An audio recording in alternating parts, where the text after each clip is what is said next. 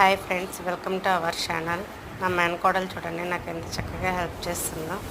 అక్కడ బియ్యం పారబోసింది తనే. అవి పారబోసి అక్కడ ఆడుతూ ఉంటే నేను చెప్పాను తనకి అలా చేయకూడదు, వాటిని తీసి అందులో పెట్టమ్మా.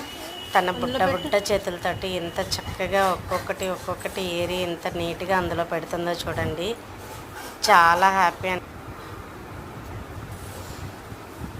ఇంత ఏజ్లో వాళ్ళకి ఏం అర్థం కాదు కదా మనం ఏం చెప్తున్నామో ఏంటి అనేది.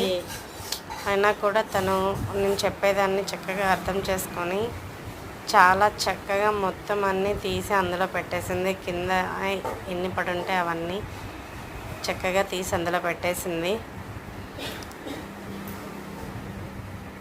ఇంకా ఉన్నాయి, యశపాప చుట్టూ చాలా ఉన్నాయి.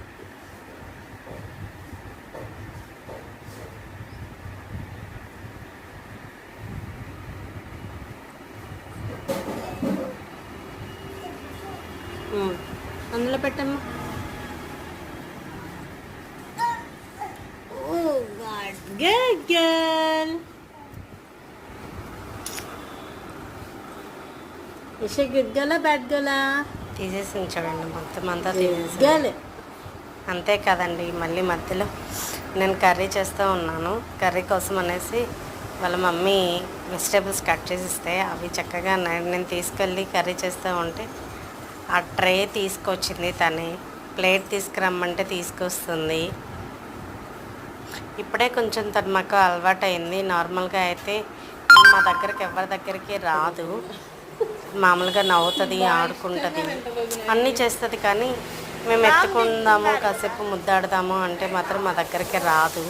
తనకి అలవాట్లేదు. మొదటి నుంచి మేము కొంచెం దూరంగా ఉన్నాము.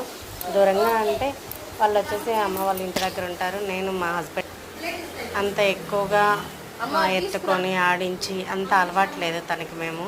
అందుకనే మా దగ్గరికి రాదు. మళ్ళీ అమ్మ నాన్న అంటే బాగా వెళ్తుంది. మా నాన్న అంటే చాలా ఇష్టము. ఏ టైంలో అయినా సరే నాన్న దగ్గరికి వెళ్ళిపోతుంది. ఇప్పుడిప్పుడే కొంచెం వాళ్ళు తన సెకండ్ బర్త్డే కోసం అని చెప్పి వచ్చారు హైదరాబాద్ నుంచి.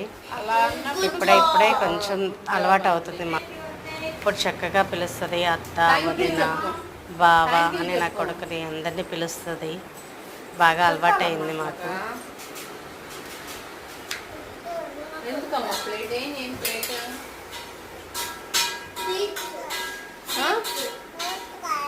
దోసకాయ తింటా ఆకలేస్తుందా?